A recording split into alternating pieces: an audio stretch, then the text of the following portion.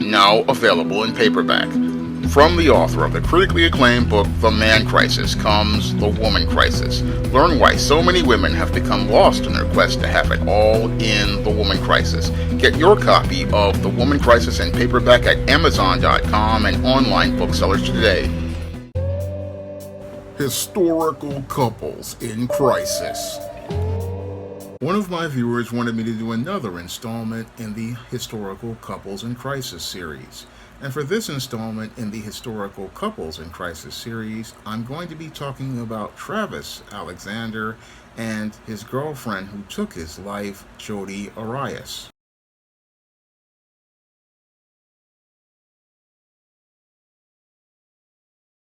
Now, Travis Alexander was the tragic victim of a murder that was perpetrated by his 26-year-old girlfriend, Jodi Arias, in 2008.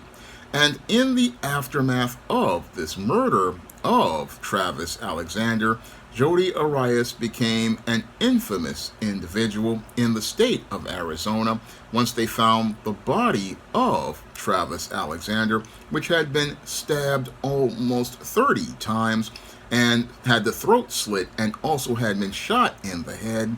And after finding the body of Travis Alexander, this is where the police in Mesa, Arizona, saw her as a prime suspect and took her into custody. And then after they took her into custody, then put her on trial for the murder about 4 years later, which eventually led to the conviction of Jodi Arias for the murder of Travis Alexander. Now, the people in Arizona saw this whole case as an infamous one, similar to that of O.J. Simpson, and they also saw it as an isolated incident of a woman obsessed with a man. But when I take a critical examination of the behaviors of Jodi Arias and Travis Alexander, it definitely fits the pattern and profile for the dysfunctional behavior as related to relationships that I talk about in both my books, The Man Crisis and The Woman Crisis, because both Travis Alexander and Jodi Arias both fit the pattern and profile for the dysfunctional behavior of both men and women in crisis.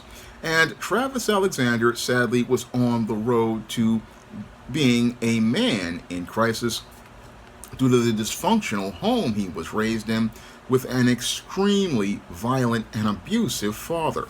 Now, in that home with that extremely violent and abusive father, Travis Alexander basically saw a model for manhood that was dysfunctional.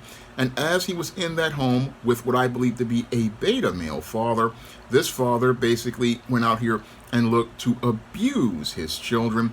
Because, one, he was possibly jealous of his boys growing up to become men and saw them as direct competition to him for attention for the mother, and also because he was again angry about these boys basically being in his presence and didn't want to lead them because he was jealous. So he wasn't a man who was fit for leadership and the role of a father.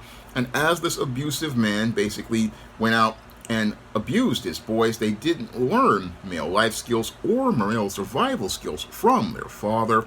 And because they didn't learn male life skills or male survival skills from their father, what happened is Travis Alexander's siblings started on roads to becoming men in crisis. Two of his brothers basically wound up on the road to drug addiction. And as they wound up on the road to drug addiction, basically Travis was trying to get his life in order. And as he was looking to get his life in order, what he was looking to do was, as his mother again moved him and his 7 siblings to their paternal grandmother's home, this is where Travis decided to look. Before joining a church, he was getting into fights because he was a man in crisis, but he wanted to join this church, the Mormon church, and look to try to get his life together. And what he wanted to do was started out doing things like stand-up comedy. He did this under the alter ego of Eddie Snell, where he did stand-up comedy. And he was trying to make efforts to improve himself to become a better man. And as he did this, he eventually graduated high school and decided he didn't want to go to college. What he decided to do was he wanted to go out here and work towards becoming a motivational speaker.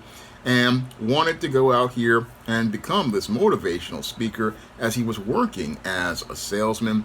And as he worked as a salesman, and then eventually started working towards becoming that motivational speaker for prepaid legal services, he was starting to work on trying to turn his life around and break out of the vicious cycle that basically consumed his father, who died when he was 20 in 1997. And basically, this is where Travis wound up being moved, with him and his siblings wound up being moved with their paternal grandmother. And eventually, he basically wanted to go out here and be an example of God as related to being a part of the Mormon church, as he was working on his dream of becoming that motivational speaker. And as he was working doing sales jobs and doing sales, he eventually wound up meeting Jodi and Arias.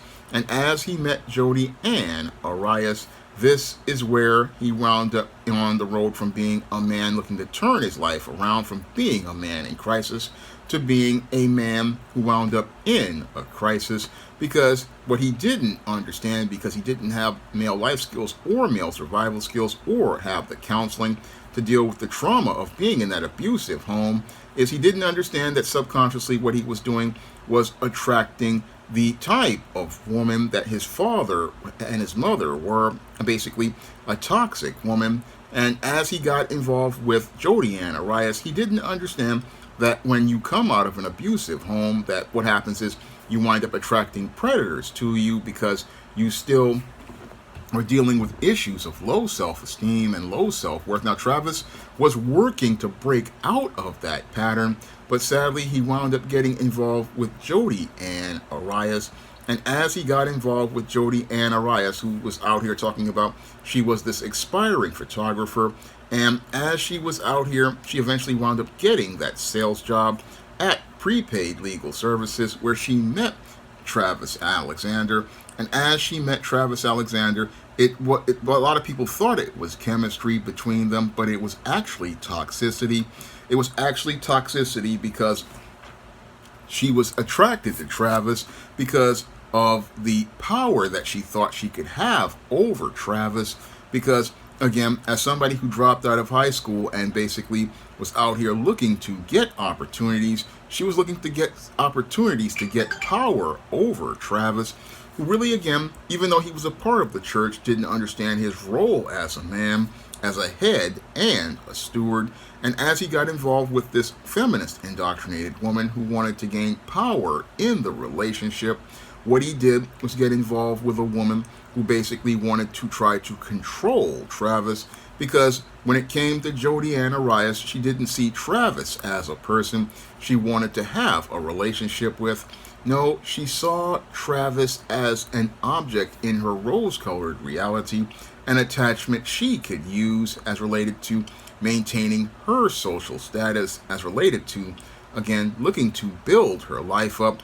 And as she got involved with Travis, she basically was a female chameleon, and this female chameleon basically looked to convert herself to a part of the church that Travis was a part of, and got baptized in 2006.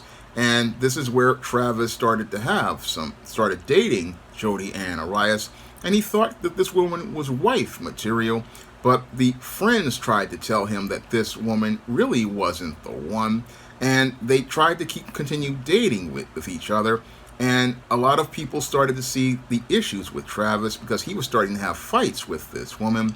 But Travis, basically, because again, he didn't understand how relationships worked, what happened with Travis is he got caught up in his feelings about Jodi and Arias, not really seeing her as related to her character, or seeing the friends who were trying to warn him. Because usually when you bring somebody around, your friends and family, and they start to have a negative opinion of someone, usually that's a red flag that tells you that something is wrong with a person. And with Jodi and Arias, there was clearly something wrong with this woman. And basically, when I look at her behavior definitely fits the pattern and profile of behavior that I see feminist indoctrinated women participate in, that I talk about in The Woman Crisis, in that they look to try to dominate and control a man.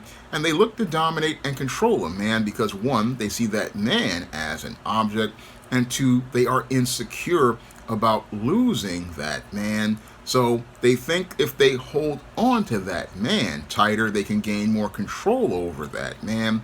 But what they do is wind up, again, in many cases of healthy men, driving that man away from them. And they drive that man away from them due to their just out of control behavior, because these women really don't understand boundaries. These women really don't understand how to respect the leadership and authority of a man. No, they want to possess and control a man. And that's basically what I believe Jodi and Arias wanted to do in the case of Travis Alexander. She wanted to control Travis Alexander because she basically couldn't get a man to maintain a relationship with her based on love, because she didn't really love Travis Alexander. She loved the idea of Travis Alexander. She loved the idea of having power over Travis Alexander. She loved the idea of controlling Travis Alexander, because when it comes to feminist indoctrinated women, they love to possess people like objects, and they don't see a person as a human being with feelings or thoughts. And sadly, when you have a man who's raised in dysfunction, they can't identify these behaviors, but the friends identified these behaviors and were quickly able to identify these behaviors and tried to warn Travis, but Travis wouldn't listen.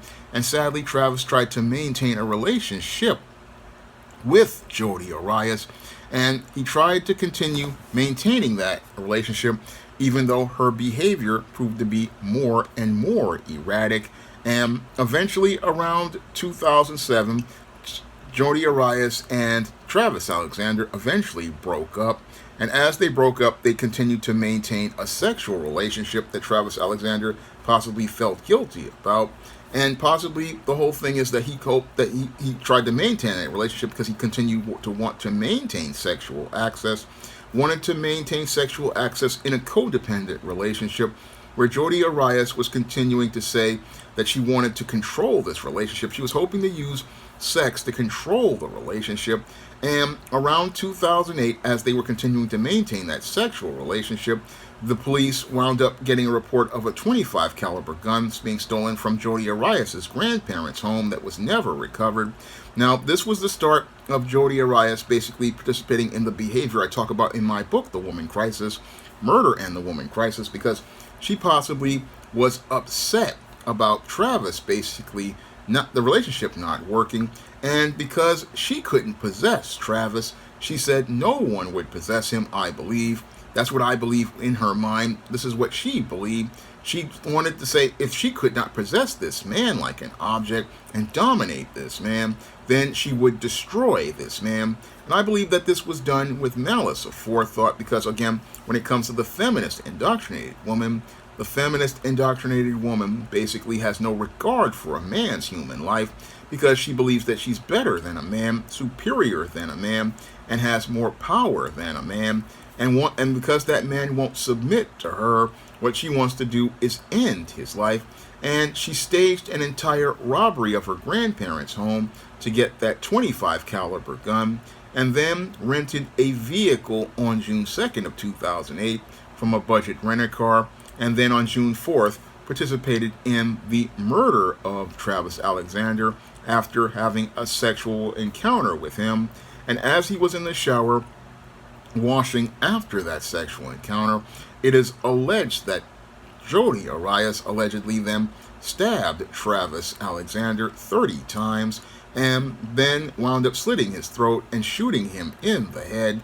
And his body, and Jodi Arias' handprint was found on blood in the scene, at the scene, along with photos of her and Travis Alexander on the day before she wound up taking his life. Now, Travis Alexander's body wasn't found until 5 days later, when friends found him in that shower dead. But as this was going on, Jodi Arias basically again showed the dysfunctional nature of the feminist indoctrinated woman by participating in being the female chameleon, again as related to preying on Travis Alexander, but then went to go see Ryan Burns, a lover at West Jordan, Utah, again doing this as an alibi to cover up the hatred that she had for Travis Alexander, and also using it as an alibi to say that she was somewhere else, and thought that the evidence wouldn't show it because she would go and return the rent-a-car and then make it look like she didn't know anything about the murder. But the friend said that she would be the first one to be one out here, and eventually they found the evidence again of her fingerprints and her handprints all over the crime scene. And as they found her fingerprints and handprints all over the crime scene, they arrested her when they found her in California of first-degree murder. And as they arrested her for first-degree murder, she tried to deny everything as related to the killing, but there was a camera in his apartment that showed her there, and also there were witnesses that again say that she was present there. Again, she tried to come up and say that it was a murder done by two intruders, but why would you leave the crime scene and not contact police? There were a lot of holes in Jodi Arias' story, and as these holes in Jodi Arias' story began to be poked at by the police and by investigators, eventually Jodi Arias was charged with the murder of Travis Alexander, and basically she was out here still, as she was again charged with this crime, tried to make herself out to be a victim of alleged sexual and physical abuse by Travis Alexander, which just shows how reprehensible a human being she is. She's sitting there saying that he basically was abusing her, and then tried to say that Travis Alexander became angry when he dropped his camera, even in the face of evidence that showed that she basically committed this murder. She showed clear malice of forethought towards the man she was supposed to love, but she never really loved. No, Jodi Arias never really loved Travis Alexander. She loved the idea of having power in the relationship, and when she could not have power in the relationship and control the relationship the way that she wanted to destroy Travis Alexander because he had the audacity to take his role as a man, as a head and a leader, and that's what upset Jodi Arias, that led to her participating in the murder that was put on trial. And eventually what happened to Jodi Arias was she eventually was convicted of the first-degree murder, and after being convicted of first-degree murder, she basically was almost given the death penalty, but eventually just got life in prison. And as she got life in prison, she's been in prison for 15 years. She's been in prison for the last 15 years, working in the library in the prison, because she basically, again, took the life of a man, because it was a rush of power for her. It was all about her getting power and control. And when she couldn't get power and control over Travis Alexander, she sought to destroy his life. And that's what feminist indoctrinated women sometimes do when they are just this twisted as this, because they don't see that man as someone they respect.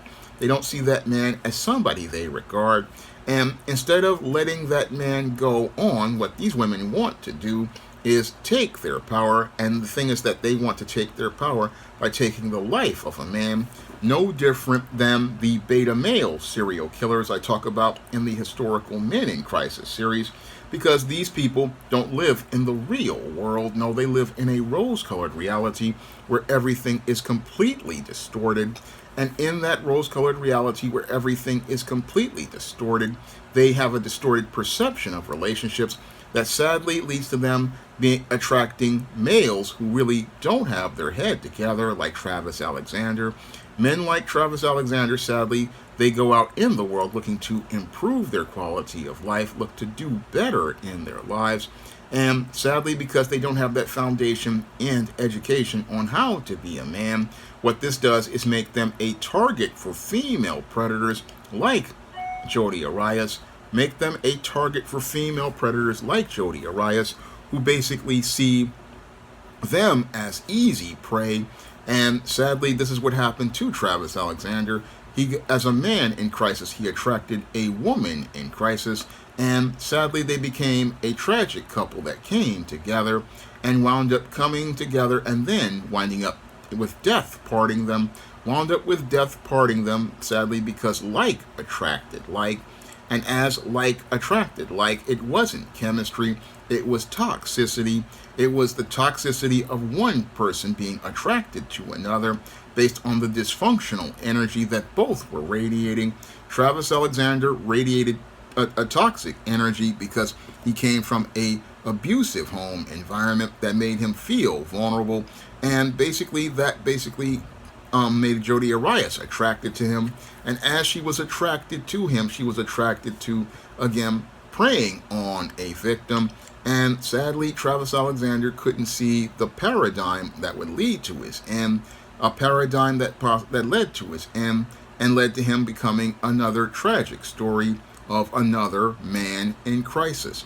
Now, if you want to learn more about what leads to men becoming men in crisis and how to identify this behavior and be able to break out of that cycle, you can pick up my book, The Man Crisis, in paperback and Kindle format on Amazon.com. And you can find it at other online booksellers like Draft to Digital, Google Play, Barnes & Noble, and big box retailers like Walmart and Target. And if you want to learn why many feminist indoctrinated women look to target weak men and look to gain control over men, you can pick up my book, The Woman Crisis, on Amazon.com in paperback and Kindle format. You can also find it at Draft to Digital, Google Play, Barnes & Noble, and big box retailers like Walmart and Target. And if you want to learn how to break out of a paradigm that makes you the target of female predators, you can pick up my book, Stop Simping, Why Men Don't Need Finance to Get Romance, on Amazon.com, along with The Man Crisis and The Woman Crisis. And you can find that at Amazon and other online booksellers. And now, this was a video requested by a viewer, and if you want to request a video in the historical men, women, or couples in crisis series, you can send a donation for a minimum of $15 to the PayPal or the Cash App by clicking the links in the description box. And if I know something about that subject, I will make that video for you. That's all I have to say for this video. You can comment, rate, and subscribe. Now available in paperback and Kindle, Stop Simping in Cyberspace. Learn how to avoid predatory females like Instagram models and e-girls and their virtual con games with Stop Simping in Cyberspace. Get your copy of Stop Simping in Cyberspace in paperback and Kindle today. Support Black-owned and Black-operated digital broadcast media. www.niceradionetwork.com. Nice Radio Network, broadcasting 24 hours a day, 7 days a week.